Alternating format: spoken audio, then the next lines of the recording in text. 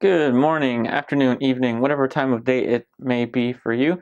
Today we're going to be continuing the underpainting and perhaps covering the rest of the surface of the panel. So I'm going to try to adhere to the value scheme that we came up with in the value study. So this was the value study that we painted a little while back. And so I think I'm going to start off with the hair. So I think I'm going to go in with let's see, I'm going to use a little bit of Neo-Megilp medium. So I have a little bit of Neo-Megilp medium on my brush. And the colors that we're going to be using are the same ones. So we're just using Winsor Newton Raw Umber and Williamsburg Flake White. And again, I'm using the Flake White because it is a fast dryer. I mean, it dries faster than titanium white, at least in my experience. So one question I'm seeing here is why don't I use Liquin? I actually do use Liquin once in a while. I have Liquin right here. I don't like to use it that often, to be honest, just because I don't like the way it smells. I know that's not really a valid reason, but I don't really like the way Liquin smells. But I do use it once in a while. So I'm creating a value scale on my palette, but I'm creating a darker value scale than usual. And so we're going to look at some of the dark shapes for the hair.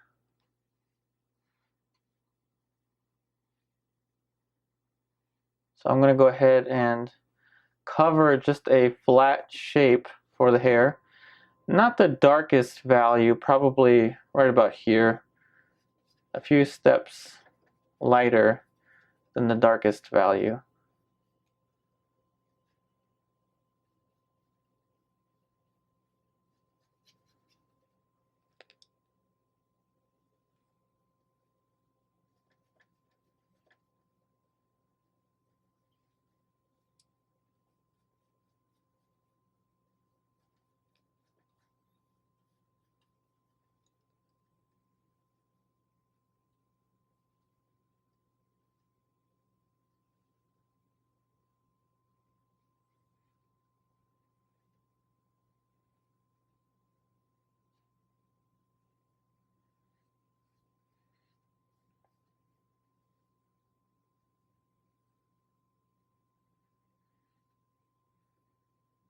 So I got to be careful not to paint directly into the face, even though that layer is dry now.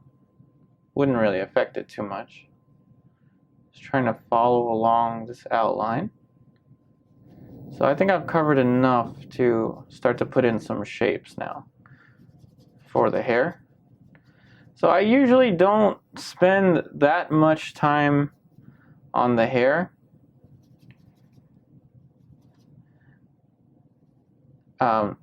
So those of you, if you're new to this channel and you're curious as to what materials I'm using, you can always go ahead and scroll down to the description box below, and all of that information will be typed up for you. So the game plan is to look at the dark shapes for the hair and basically set ourselves up for the color pass or the color passes that we're going to apply. I'm actually going to use a dry brush to push this shape back. I accidentally kind of painted into the underpainting for the face, and that's alright. So we're going to use a couple of brushes here. I'm going to look at some of the light shapes for the hair. So say somewhere over here. I don't want to do too much for the hair.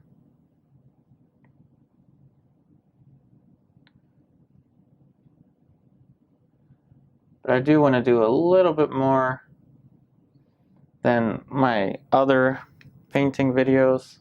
I mean, I usually say that if the only thing that I got right was the hair, then it probably wasn't a good day. But this will be kind of a counterexample because we already have the portrait, or at least we have the underlying structure is kind of mapped out.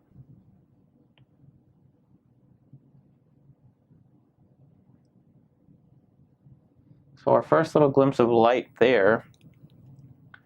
And now there's going to be a little bit of kind of a shimmer over here. A little bit of a shimmer of light. I'm also reading here at the hands that I still need to make the fingers a little bit thinner. And I'm seeing some very nice information on the hand, the model's right hand that was confusing me before. Thank you so much for pointing all of that out. I'm definitely going to get to that when we get into color. We're going to correct the hand yet again. And again, this is all a building process, really. Not everything always happens first, second, or third try. It's really about just having the patience with it.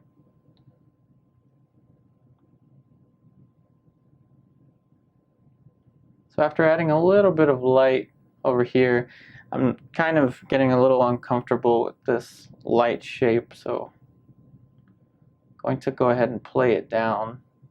At the same time, I'm going to soften this little edge here.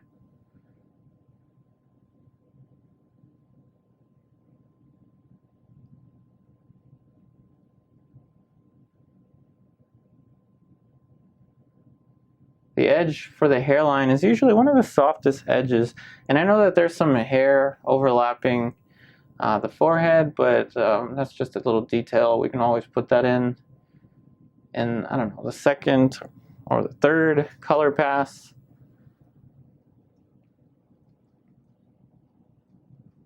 A little bit more Neo-Megilp.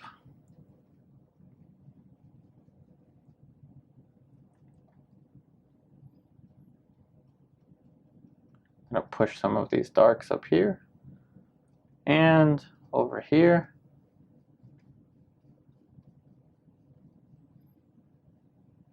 So instead of painting light directly with the hair, I think maybe let's try something out. So I'm going to get just a clean, dry bristle brush. This is a size 6 flat bristle brush, and I'm actually going to use it to erase and lighten some of these areas for the hair, because I don't feel comfortable with that light on her hair. I don't quite know why. Some things are pretty much a matter of feel. And just using the white for the hair just didn't feel right. That's a little better. So we're subtracting a little bit of light.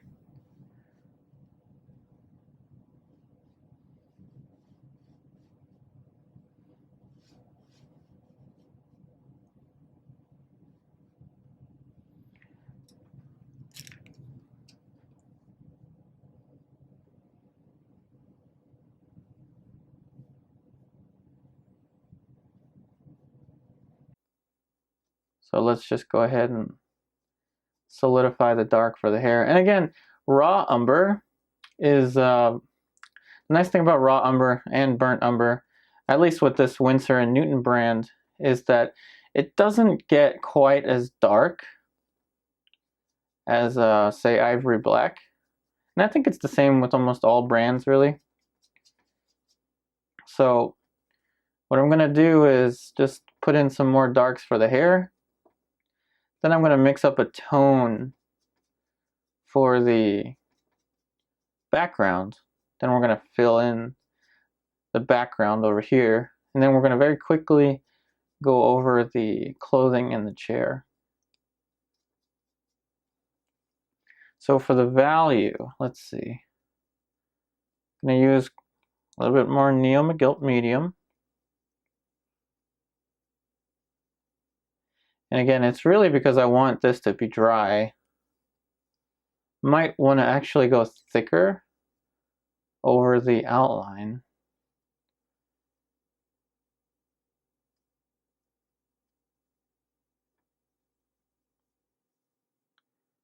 So a little bit thicker over the outline. There we go.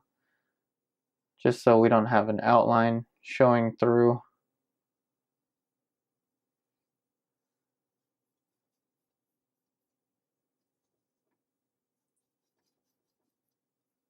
So I think that that's about the value that I'm going to want for the background. So I'm going to go ahead and cover the rest of this. All right, so I'm pretty sure that that's the value that I want. Now, I'm not going to forget the gradient. Remember I asked if I should put a gradient, meaning making this part of the background lighter and then progressively darker. Yeah, don't worry, we'll get to that. But for now, I'm just trying to get the value that I want for the background. All right, so let's put in some more stuff, some more shapes for the hair. And I'm going to try to make each layer a little bit strategic. So with the hair, I'm going to actually try to get as much of the forms, meaning these little, I don't know what you would call them, little curves of the hair, with the underpainting, so that when it dries, when I come in with the color pass, I can actually use this for the color and just go in with some, like, I don't know, a mixture of alizarin permanent ivory black and a touch of, I don't know, burnt umber for the darker accents. But for now, I think we can get most of the form with the underpainting.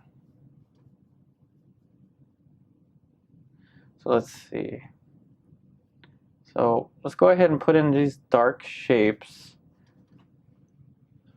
I'm trying not to go off the edge of the screen here. So I think I can go all the way down here. Here's where it would be nice to have a cameraman, but anyway, so I think I can go all the way down to here. And this dark will go all the way down here.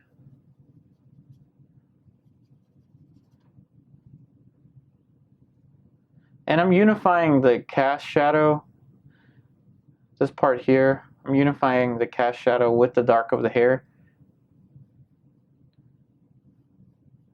Just because when I squint together, they're pretty much grouped in with one another.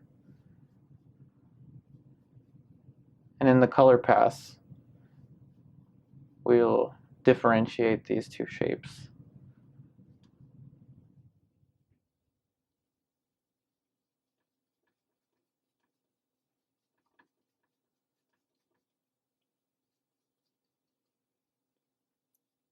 So I think some of the shoulder, actually I know, I see a little bit of the shoulder here because I drew it in the transfer. So let's put in a little bit of a lighter value. Now remember that the value difference between the sweater and the background was giving me a little bit of trouble in the value study, so that's why it's kind of important to have the value study. So they're actually pretty close, the value of the sweater and the background, but the sweater is just going to be a little bit lighter. So it's a good thing we did that value study. That would have given me some trouble right now if it wasn't for the value study. So a little bit lighter, just a little bit.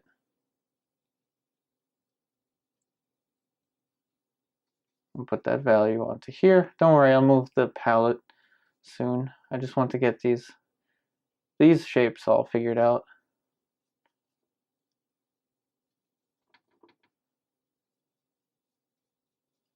So this is about the value that I want for the sweater. Perhaps even a little bit lighter. Yeah, I think so.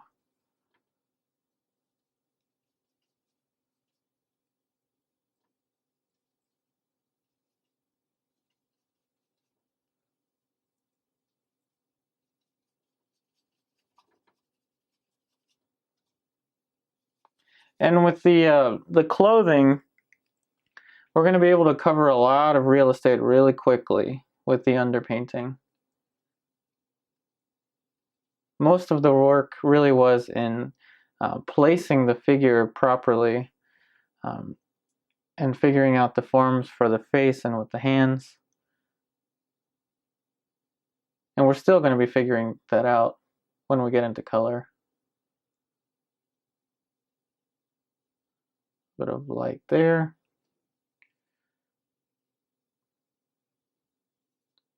So again, we're just going to group these darks. So with a clean brush, I'm going to fix this little mark that I made here. It's the advantage of working in layers.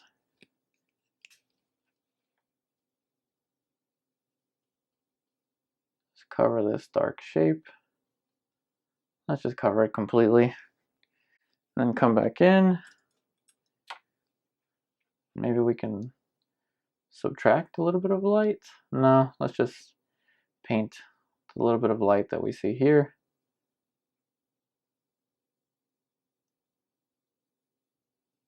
Now for the sweater, we're going to do the same kind of thing we did in the transfer drawing. Remember the quick and simple charcoal drawing we did? So let's go ahead and just map out where the boundaries of the shadows are going to fit. So before, I kind of edited that little overlap of the sweater, and I think I'm going to edit it here as well. One thing I'm noticing is that I may have to bring the waistline a little bit up, probably up to about there. But in any case, for the sweater, it's going to be just as simple as it was in the charcoal drawing. Elbow down here, connection between the elbow and the corner of the arm here. So this all is going to be in shadow. Just a little corner for the sweater. I don't want to do too much for the sweater, but just enough.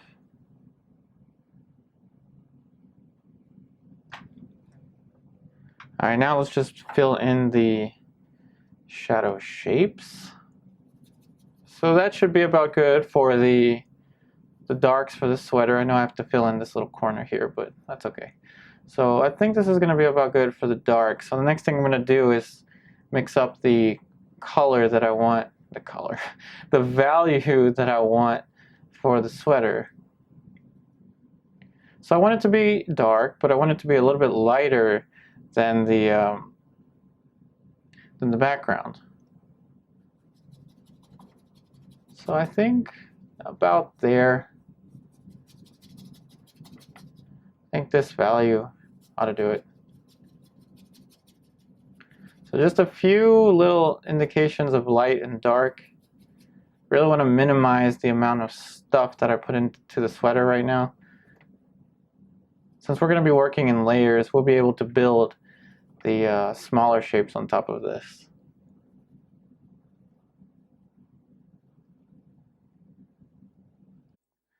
And now we can just go ahead and fill in the rest of the value for the legs. We can throw in a little tiny glimpse of light for the knee. There's a little bit of light on the knee right here.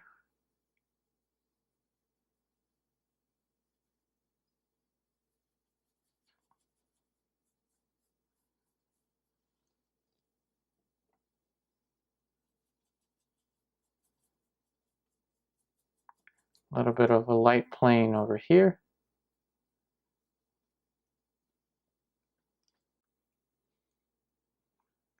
Now for the chair, let's go ahead and put this segment back that we lost. Remember, we lost that little part of the chair before. All right, so I'm going to show you how I paint one section for the chair, and then I'm going to go ahead and paint the rest. So right here is going to be a half tone.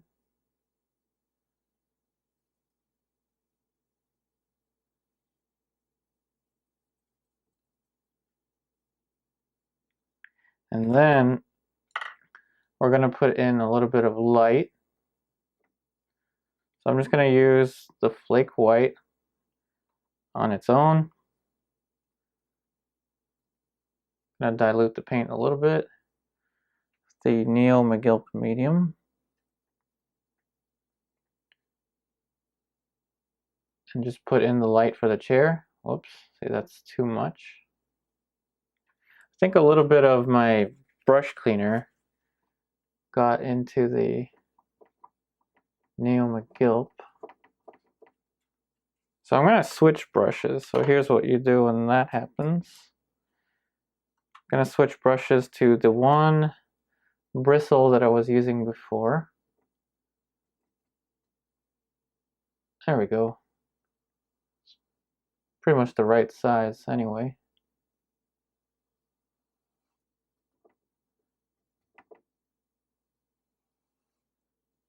So no details, just filling this light in.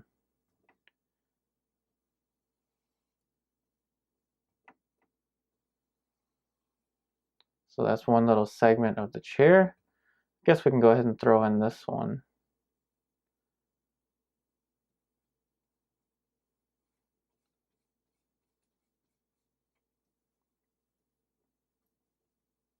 And we're going to paint, and I'm going to paint the rest of the chair, just like this.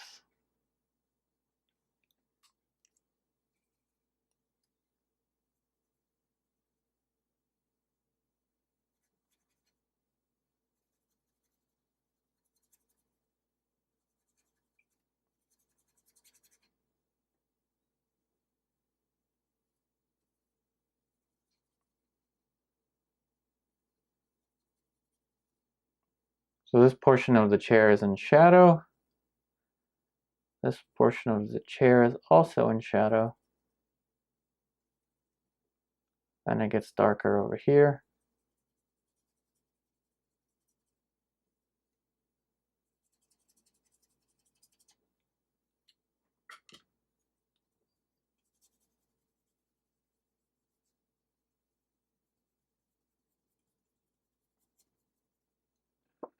And that about covers the rest of the underpainting. And I'm sorry about that, the glare, since I did use quite a bit of medium in the background, it's going to glare quite a bit. So the gradient, meaning the transition from light to dark in the background, I didn't forget about it, but I think I'm going to put that in once I get into color for the background. That being said, before we get into the color pass of this painting, I asked a couple videos ago if you would like to see the development of a color study. So I think that's what I'm going to do for tomorrow's video. Not entirely sure, but I think that for tomorrow's video I'm going to do a color study and see how we mix like simple shapes of color for probably a flat color for the face, the hands, and the background, and the chair, and all of that will be, of course, on a separate panel. And then once we have that color study figured out, then we'll really be able to go into the large areas of color and add a lot more refinement to it. And with that, I hope you all have a wonderful day, and I'll see you again tomorrow.